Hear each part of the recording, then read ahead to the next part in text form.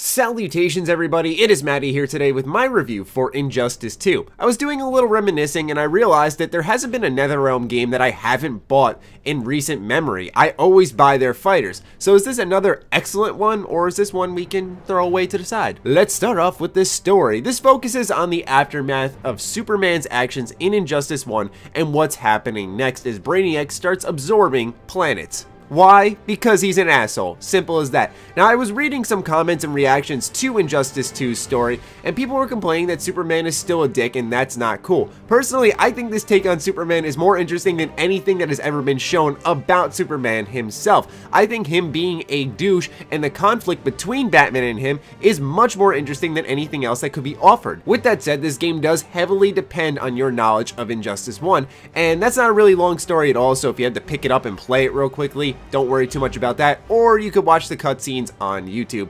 Either way, it does require you to know something about what happened in Injustice 1 and why Superman is being treated like such a criminal. Now, while the story itself isn't amazing and is really just this blockbuster film of all these superheroes coming together in giant explosions, it has superb flow, and I think that needs to be credited because NetherRealm really does a good job of tying a story together that continuously flows and doesn't make you want to get out of your chair or do anything else. When I was wrapping up this story, and while it's not long at all, I'm talking around like the 4 to 5 hour range, I was glued to my seat the entire time. Not even out of I am so gripped by this story, but more so because it just continued to go at this remarkable pace where something new was constantly happening and it just went from one fight to the next to the next. And once again, I feel that credit is deserved because I'll look at a fighter which I also really like, such as Persona 4 Arena Ultimax, which gives you walls of text in between fights, and NetherRealm fighters are great at least getting you to the fight, keeping you interested in what's going on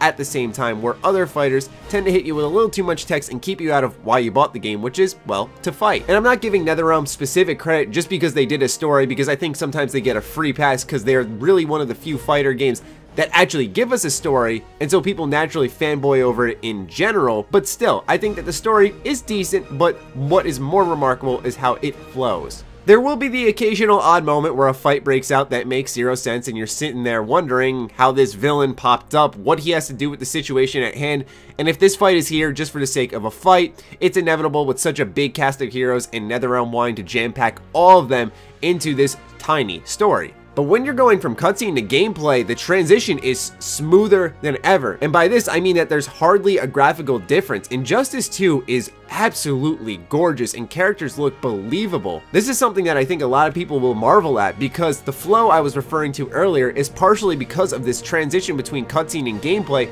where there is not a single difference at all. NetherRealm does also do a little experimentation with their story as we see some choice where in between battles you'll have two heroes you can pick from. Now this doesn't lead into branching story paths, but it allows you to pick the specific hero you want to play as, and at the end of the game there are two different endings you can unlock based off a choice you make, which then upon completion of both those endings, when you go back, can give you an alternate chapter. So it does have a little bit of replayability there. In order to unlock one of the other endings and select that specific chapter, you have to do about 70 fights, which means you're gonna have to go back in the story and do the alternate hero battles. It was a little tedious. I really did just wish I could select the chapter itself and do the ending right away. But still, it gives you a little extra something to do and overall adds to the amount of content that this game has. And what NetherRealm really does deserve a pat on the back for is the ability to make B-tier heroes such as Firestorm, Blue Beetle actually cool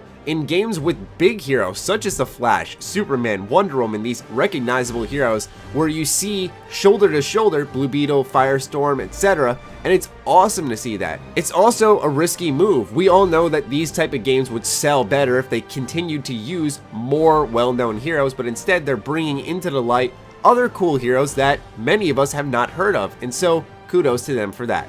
Enough about the story though. This is a fighting game. We want to know about the gameplay, and leveling up, earning loot, that's the name of the game in Injustice 2, constantly compelling you to continue going forward. Now, I'm not really a loot sucker, and I can't see myself constantly coming back for all these various challenges involving the loot, but it does add some replayability. There is a plethora of modes such as tournaments, King of the Hill, Hot Seat, Versus, online battles, the story, single player one-on-ones, and the brand new multiverse mode. What I'm getting at is that this game for a fighter is very impressive at launch. It's feature complete, and that is a-okay in my book. Now, the multiverse, this is the biggest highlight as you dive into various universes with each of their own quirks, such as things being slowed down or sped up, meteors raining from the sky, etc., to fit what's happening in that universe itself, because Injustice 2 is a multi-universe game.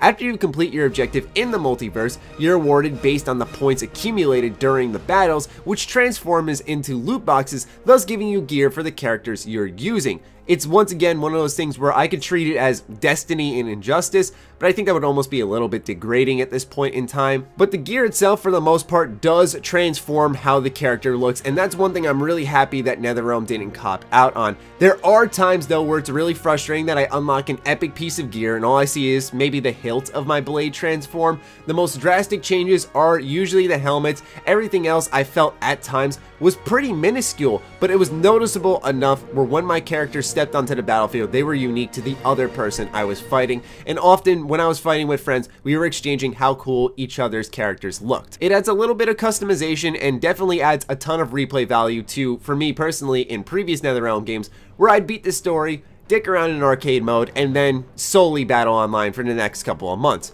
Now with the loot system, I have more reason to continue going back into the single player mode. I thought Injustice 1 was actually a pretty deep fighter when you really break it down, and that Injustice 2 gets deeper, where the first game already had clashes, for example, which helped turn the tide of battle if you were getting juggled mid-combo and wanted to maybe try to get some of your health back. But now you can even air escape or burn a dodge roll to help get yourself out of a corner, which is one of the most dangerous places to be in a fighter game, obviously. Meter management now is more crucial than ever and is the road to success in a battle in Injustice 2. So with all these additional options, even like for example the air escape that I was referring to earlier, ends up taking up 2 bars of your meter, so you have to be really conscious of when you use it and can't just burn it without thinking. While one aspect of the fight is really unique based off the gear you're wearing, I also have to say how much I love the unique dialogue interactions between heroes and villains, whether it was gloating after a round 1 or the exchange during a clash. One of the bigger flaws with Injustice 1 that you noticed as you played more and more is that only some heroes and villains would recognize each other in game. In Injustice 2,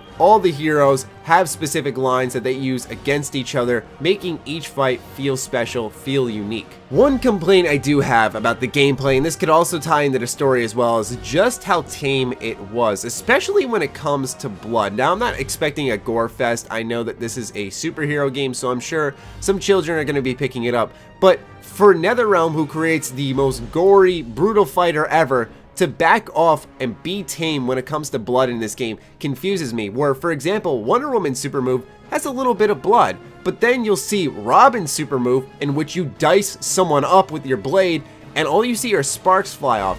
And this is littered throughout, where it's this weird inconsistency where it removes some of the extra oomph that a move could have, and definitely threw me off. Like I said, the same could be applied in the story. Superman did some really brutal things in Injustice 1, and you don't see nearly any level of brutality in Injustice 2. In fact, I thought that part is what made this story less compelling than the first one, where the first one, you were seeing a new side of superheroes and villains that you didn't expect, unlikely combinations. But in Injustice 2, it's usually the conflict of the regime versus being an actual hero. And I have to say that really damaged a lot of the experience because it could have been a lot better. Just a personal preference for me though. On the online side of things, I've stayed away from public lobbies almost entirely and solely fought my friends in a private match because, guys, the community for this game, like with most fighters at launch, is filled with projectile spammers, and I'm just gonna wait a few weeks until they stop playing and they go ruin another game. But for now, man,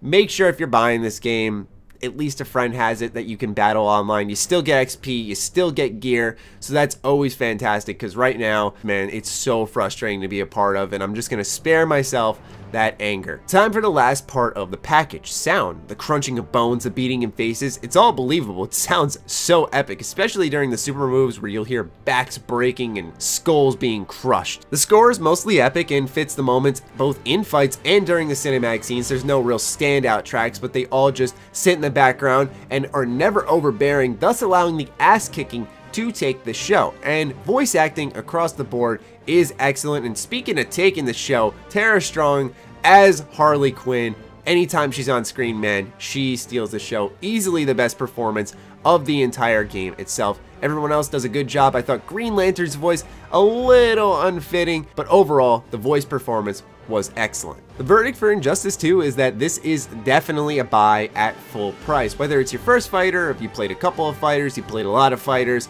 Injustice 2 is a game you should own. Even if you're just into the single player aspect of things, this game does offer a wealth of content. I do recommend that you stay away from some of the public lobbies for at least a couple of weeks just to save yourself some sanity, but overall, this game is most certainly worth your money. So I do hope you guys enjoyed this review. If you have any questions, fire away in the comments down below. I'm more than willing to help answer them. Other than that, be sure to follow me on Twitter, like me on Facebook. The links are in the description down below. Do consider supporting my Patreon. It helps fuel all the content we create here. Other than that, stay sexy, stay active. I love you all. Peace.